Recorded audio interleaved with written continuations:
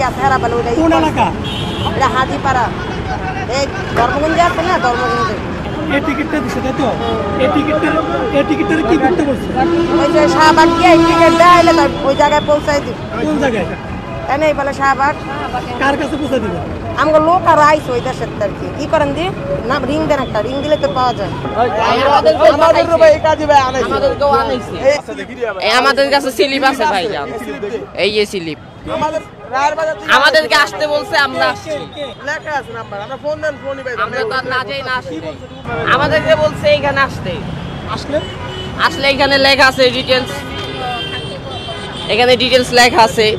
আমাদেরকে বাসায় গেছিল, আমাদের এর বিনিময়ে কি টাকা দিয়েছে, অর্থ দিয়েছে? বলছিল দিবে আর কি। কত টাকার কথা বলছে? এখানে 1 লাখ টাকা উল্লেখ করা আছে। এখন ওনারা বলছিল আর কি দিবে। এখন এটা আমি বিশ্বাস করি না। আমি আমার ফ্যামিলিকে বলছিলাম যে এখানে যাওয়া উচিত না, এটা হয়তো বা ওনাদের কোনো ইয়ার সাথে আন্দোলন করতেছে মানুষ দিয়া। আপনার কিছু কিছু মহিলা বাসায় যায়, কিছু কিছু পুরুষ বাসায় যায়, এগুলা দিয়ে আসে। কালকে এগুলা দিতে মহিলা গেছে বাসায়, মহিলা যা দিয়ে আসছে এগুলা বাসায়। বলছে যে পুরুষও গেছে কিছু কিছু বাসায়।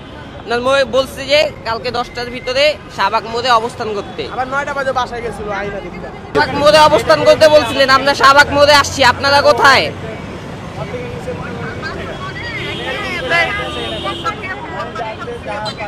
জি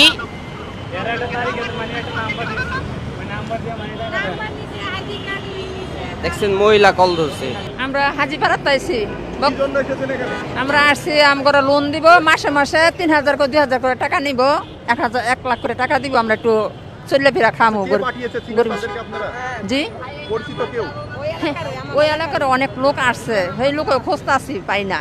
এই যে মাত্র গাড়িতে নামলাম, বলছে যে গরিবের 1 লাখ করে টাকা দিব, মাসে মাসে 3000 করে 2000 করে টাকা নিব, ওই লাভও যাইব চালানো যাবে, এটা বলছে আমাকে। না বাবা, আমরা কোনো রাজনীতি বুঝি না। বলছে যে ওই যে কিনার এক মহিলা পাঠাইছে যে তোমরা ওইখানে যাও, আজকে মিটিংও থাকতো। কত টাকা দেওয়ার কথা বলছে আপনাকে? 1 লাখ। 1 লক্ষ টাকা দিবে শাহবাগে আসলে? হ্যাঁ, না আসলে